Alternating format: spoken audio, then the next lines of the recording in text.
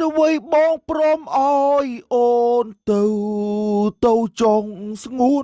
អាពីរអ្នកមកបាទតាហើយតែឯងឡើងខ្ពស់ម៉េចទៅដល់ម៉ោងរៀនហើយ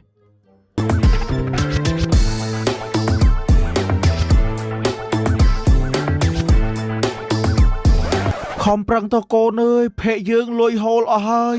នៅសល់តែមកបងគត់លុយ 2K ឲ្យទៅធ្លាក់មកយកលុយទៅដល់ប្រពន្ធអស់អាទុំអស់ថ្មបាត់ទៀតហើយកាមេរ៉ានេះថតបានតែផ្លែតអានេះចិត្តអស់ថ្មដែរហ្នឹងនឹងថតចប់អត់ទេហីអស់បាត់បែវានោះអើយសំណាងដែលភ័ក្រដាច់បាត់នៅមកគ្រាប់លុយខែហ្នឹងបាន 2K កុំចត់អតាព្រោះឯងលួយអត់តន់សូកងណែបើពួកឯងដាក់ទំនាយអញទៅថាចេញពីផ្ទះអញអូចែបើថាចែរៀនគួយមើលឡើងគួយមើលនេះមើលអញចុករោងខែបអូទៅចុះអូមែនមីក្បល់យូរមកគួយមិនមកលុំកិនងួមិនចុះធ្លាប់ចកេះបាត់អើយចុះគួយរងកាយវាបាក់បាយចង់ឯនឹងវិញតោឯងសងសាដាច់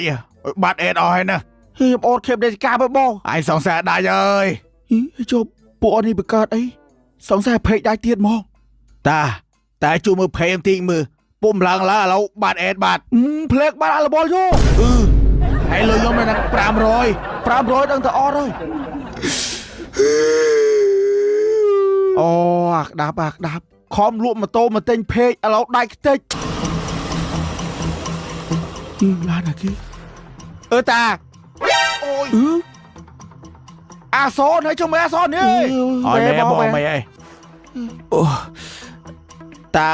យើងថាភេកតែឯងមានដាច់អត់អូអានេះភេកដាច់ដូចគ្នាចៅចាំឲ្យតាអើយភេកខ្ញុំ 20K ខ្ញុំខំតកក់ឡានគេមកគាត់មកដល់ផ្ទះបើកមើលភេកឡើងក្រហមងាងអូអាសន